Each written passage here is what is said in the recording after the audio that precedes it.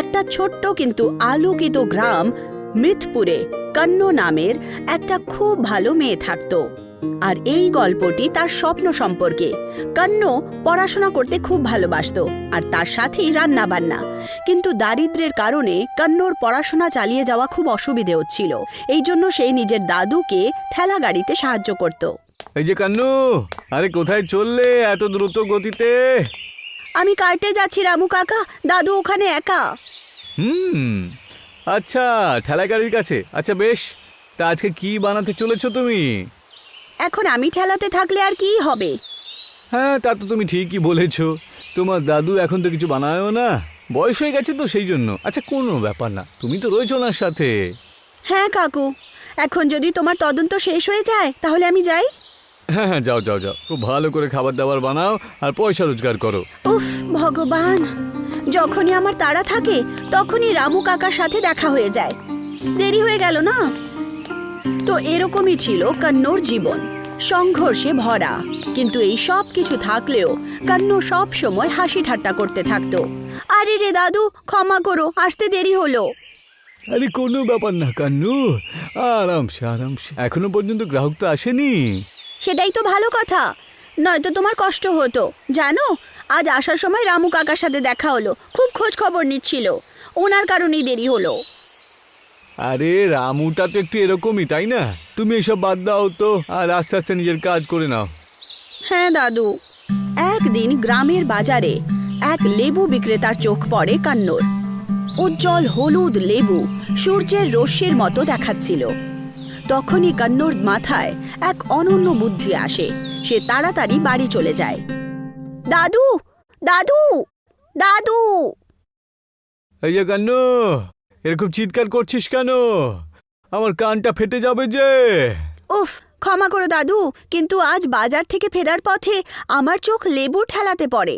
আর তক্ষুনি আমি কিছু ভাবলাম তাড়াতাড়ি বাসায় ফিরে কাজে লেগে যাই। কি ভেবেছো তুমি? বলছি, তুমি যে পকোড়া আর বড়া শিখিয়েছো এখনো লোকেরা পছন্দ করে, কিন্তু আমি ভাবছি এতে কিছু আলাদা করা যাক। নতুন? আর সেটা আবার কি হবে? দেখো, এটা হলো তাজা লেবু, চিনি, কিছু মশলা আর নরম নরম বরফি। আরে এইসব দিয়ে কি তৈরি করতে চলেছিস তুই? যদি আমি লেবুর আচার আর বরফি মিক্স করে একটা স্যান্ডউইচ বানাই তাহলে? কন্নর কথা শুনে দাদু অবাক হয়ে যায়। লেবুর আচার ও বরফি দিয়ে স্যান্ডউইচ, কিভাবে এমন ঘটনা ঘটতে পারে? কিন্তু নাতনির উৎসাহ দেখে তিনি তাকে নিরাশ করলেন না। আরে বাহ, এ তো বেশ দুর্দান্ত নতুনত্ব একটা আবিষ্কার। তাই না দাদু? চলো কাজ শুরু করি। আজ তো আমাদের ঠেলাতে আসা প্রত্যেক গ্রাহক এই স্যান্ডউইচ খেয়ে পাগল হয়ে যাবে। কন্ন আর দাদু সঙ্গে সঙ্গে রান্নাঘরে চলে যায়। কন্ন লেবুর রস বার করে, তাতে চিনি আর মশলা মিলিয়ে তৈরি করে দেয় টক ঝাল নিম্বু আচার। তক্ষুনি দাদু বরফির দুটো টুকরো নেয় আর তার মধ্যে লেবুর আচার মিশিয়ে বানিয়ে দেয় অদ্ভুত এক জিনিস। কন্ন তারপর ব্রেডে শসা, টমেটো আর সবকিছু মিশিয়ে সেঁকে নেয়, আর এইভাবেই তৈরি হয়ে যায়। দাদু, এই দেখো, আমার লেবু আচার বরফি স্যান্ডউইচ তৈরি হয়ে গেছে। বলো তো কেমন হলো? কন্নর কথায় দাদু একটা গ্রাস খান আর ওনার চোখ জলজল হয়ে ওঠে। বাহ, দুর্দান্ত কান্নু, আমার খুকি কান্নু, তুমি তো চমৎকার করে দিছো। এই তো বেশ সত্যি দুর্দান্ত, টক মিষ্টি আর মজাদার খেতে। সত্যি? ইয়ে, আমরা করেই ফেললাম। এখন তো ঠেলাতে ধুমধাম হবে। অবশেষে কন্নর প্রয়োগ সফল হলো। সে সঙ্গে সঙ্গে অনেকগুলো স্যান্ডউইচ বানিয়ে নেয় আর ঠেলা গাড়িতে নিয়ে যায়, যেখানে রঙিন প্লেকার্ডে লেখা ছিল কন্নর নিম্বু আচার বরফি স্যান্ডউইচ। আসুন আসুন আসুন, কন্নর হাতে তৈরি কন্নর নতুন আবিষ্কার চেখে যান। এই যে কান্নু খুকি, কি বলেছো তুমি? নতুন আবিষ্কার? হ্যাঁ হ্যাঁ, ঠিকই শুনেছেন আপনি রামু কাকা। কন্নর নতুন আবিষ্কার, লেবু আচার বরফি স্যান্ডউইচ। কি? লেবু আচার বরফের স্যান্ডউইচ? কন্নর কথা শুনে রামু কাকা একটু ঘাবড়ে যান যে এরকম কোনো আবিষ্কার হয় নাকি। কিন্তু তারপর উনি একটা গ্রাস খেয়েই নেন আর ওনার চেহারা উজ্জ্বল হয়ে ওঠে। বাহ বাহ বাহ কান্নু, কি স্বাদ রে এই লেবু আচারের বরফের স্যান্ডউইচটাতে। খুব মজা হলো, সত্যিই খুব মজা হলো। আরে শোনো গ্রামবাসীরা, বাজারে এসেছো তো? তাহলে যাবার আগে আমার মেয়ে কান্নুর তৈরি করা লেবু আচার বরফের স্যান্ডউইচ খেয়ে অবশ্যই যেও। এর এই দুর্দান্ত স্বাদ তোমরা খেয়ে কোনোদিনও ভুলতে পারবে না। কন্নড় লেবু আচার বরফি স্যান্ডউইচে খুশি হয়ে রামু কাকা স্যান্ডউইচ খেতে খেতে তার প্রচারও করতে শুরু করে দেন। আর ব্যাস, দেখতে দেখতে কন্নড় ঠেলা গাড়িতে মানুষের ভিড় জমে যায়। আশেপাশের গ্রাম থেকেও লোকজন কন্নড় স্যান্ডউইচ খেতে চলে আসে।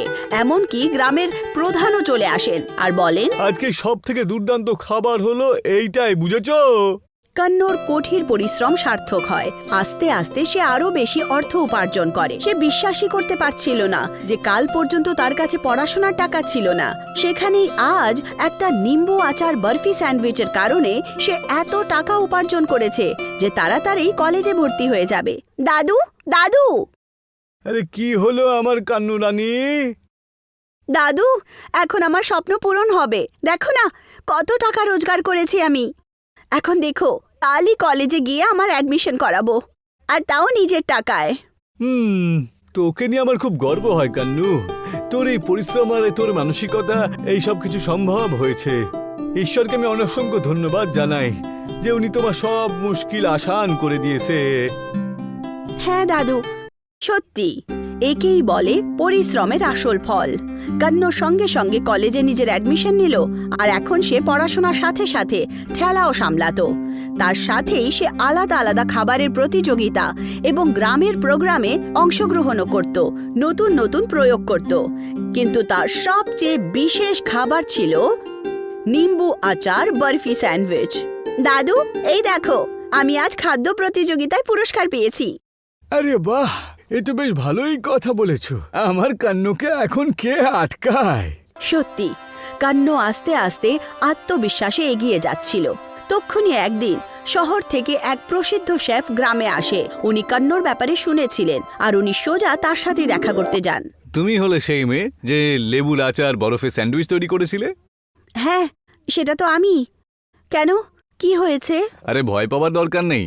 আসলে আমি চাই যে তুমি আমার সাথে শহরে চলো আর একটা বিশেষ কুকিং শোতে অংশগ্রহণ করো। ওখানে তুমি তোমার বিশেষ রান্নাটা সবাইকে শেখাতে পারবে। কান্নুর চোখ উজ্জ্বল হয়ে ওঠে। সে উত্তেজিত হয়ে বলে, কি, শহর আর কুকিং শো? মানে আমি? কিন্তু আমি যদি শহরে যাই, আমার দাদুর খেয়াল কে রাখবে? আরে কোনো ব্যাপার না, তুমি ওনাকেও সঙ্গে করে নিয়ে যেতে পারো। আমি কথা দিচ্ছি ওখানে তোমার কোনো সমস্যা হবে না। শেফের কথা শুনে কান্নু খুব খুশি হয়। সে নিজের দাদুকে সাথে নিয়ে শহরে যায়, যেখানে কুকিং শোতে ওখানে বছরের সবচেয়ে ভালো শেফের খেতাব পায়। আর অল্প সময়েই কান্নু একজন বড় শেফ হয়ে ওঠে। দাদু, দেখছো তো, অবশেষে আমার স্বপ্নটা সেটা পুরোই হলো। আমি বড় শেফ হয়ে গেলাম। হ্যাঁ খুকি, তুমি সত্যি করে দেখিয়েছো। তোমাকে নিয়ে আমার গর্ব হয় সোনা। আমার কান্নু, আমার ছোট্ট একটা সোনামণি গো। আর কিছু এরকমই ছিল কান্নুর সংঘর্ষ ভরা জীবনের অন্ত। আর এখন সে খুব ভালো জীবন যাপন করে।